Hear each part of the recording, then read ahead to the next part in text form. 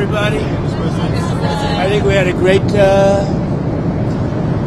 tribute to a great man, a great, wonderful guy. So I hope you liked it.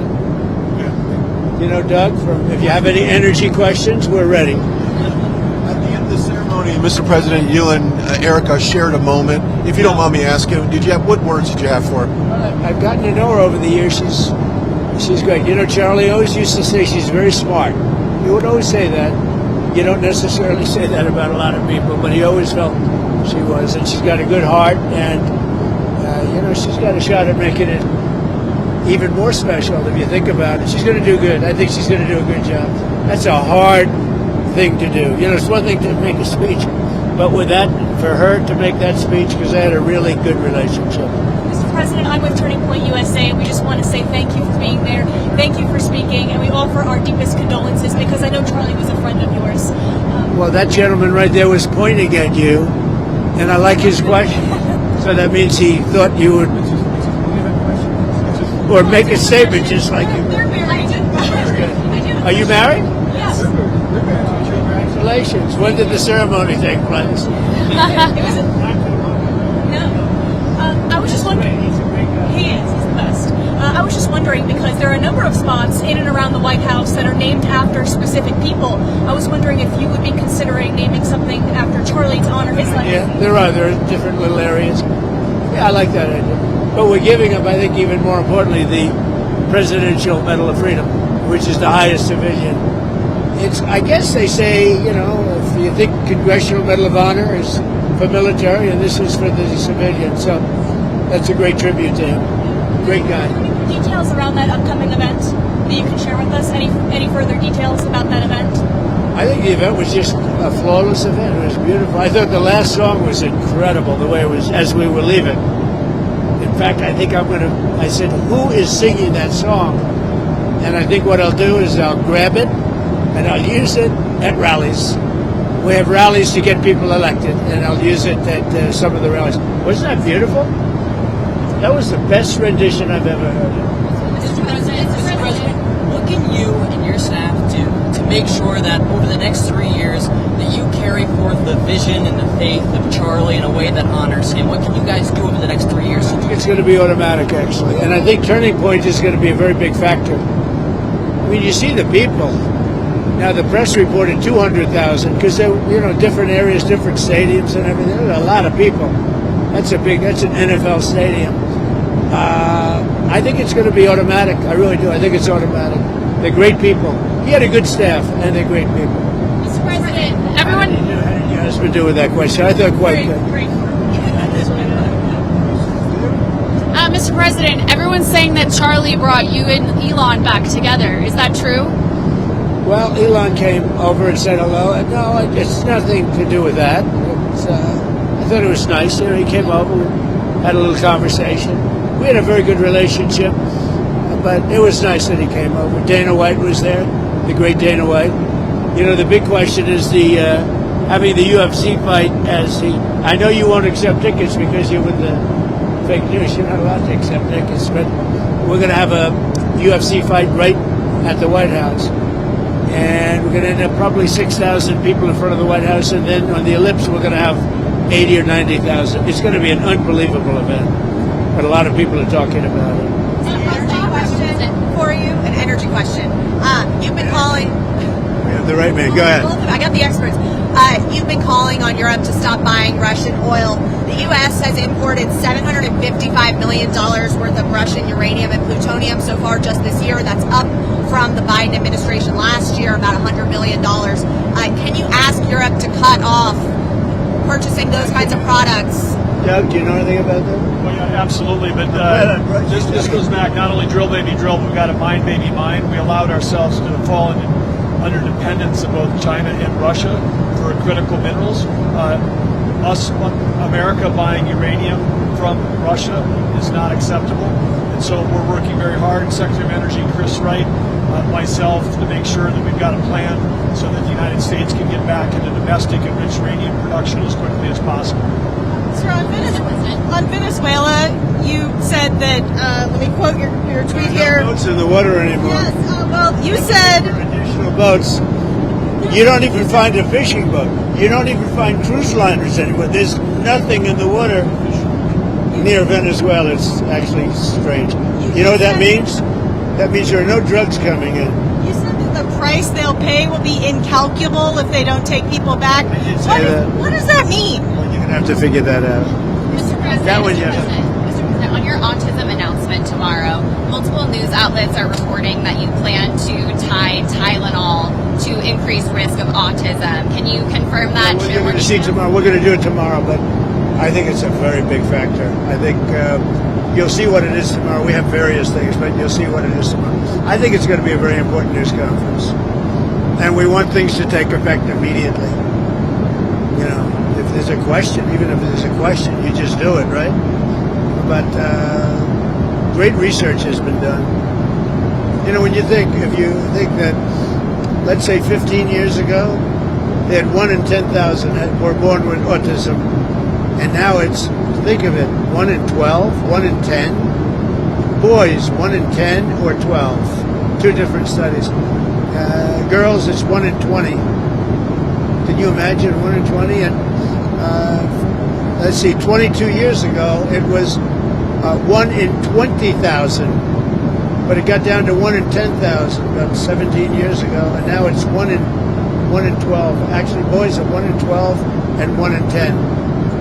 I mean, can you imagine 1 in 10? And it was 1 in 20,000? So there's obviously something artificial that's really wrong, and we think we know what that is. Are you planning to announce any link between vaccines and autism? Tomorrow. Vaccines are very interesting. They can be great, but when you put the wrong stuff in them, they're not. And you know, children get these massive vaccines like you'd give to a horse. Like you'd give to a horse. And I've said for a long time, I mean, this is no secret, spread them out over 5 years.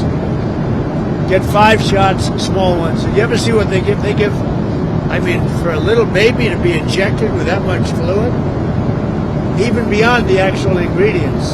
They have sometimes 80 different vaccines in them. It's crazy.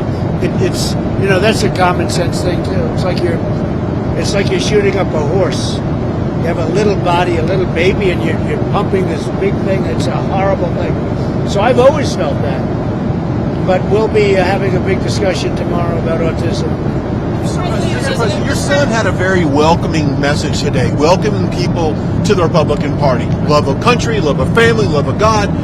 So I ask you, what did the Democrats stand for at this point? I think chaos, confusion, anger. They're losers. They don't even want to extend the opening. We have a very successful country.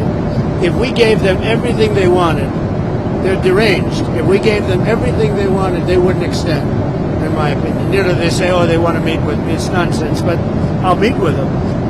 But no, they're angry, and they took a big loss, and they're doing worse now than they were during the election. So, you know, they're doing very badly. I don't think, actually, I think they stand for chaos. They stand for nothing. Mr. President, I'm with the Daily Wire, and we've been doing a lot of investigating up with these transgender shooters. We reported on Friday that the Kavanaugh attempted assassin actually identifies as transgender, and we just wanted to get your reaction to that and see if you had heard. Wow, it's too bad. It's a very sad thing going on with that, and I'll have to take a look at it. We have to protect our Supreme Court judges and justices, and Justice Kavanaugh's a great guy. I mean, it's horrible. He's been through a lot with this.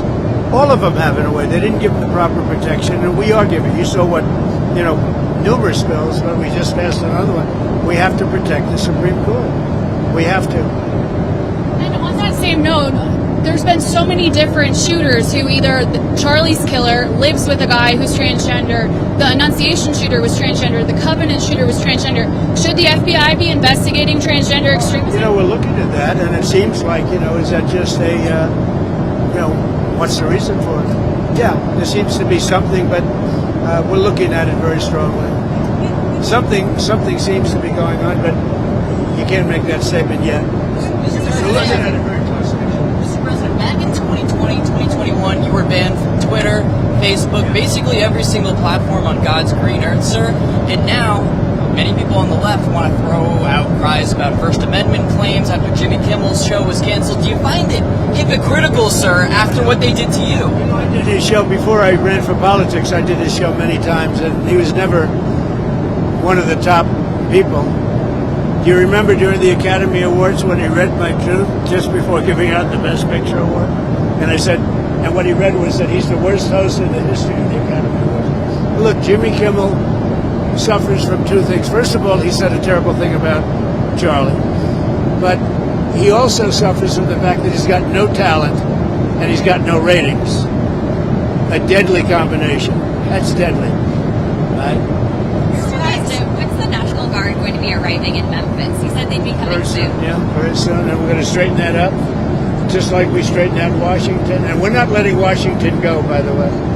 We're not letting. If we didn't go there, Washington right now would be leading the nation in crime. I mean, D.C. leading the nation in crime, and we have it down. I mean, it is a beautiful thing. And every person I meet is saying, "Thank you, sir." They don't care whether it's a National Guard. They don't care what it is. They're not being raped, mugged, shot.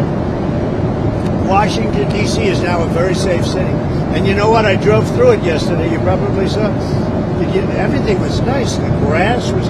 I thought I'd replace the grass. Much of it doesn't have to be replaced. It looks so beautiful. It was so well maintained. And that's by us. We're getting ready to go to the UN this week, where there's going to be a major push for a two-state solution. Obviously, the U.S. and Israel have not signed on to that.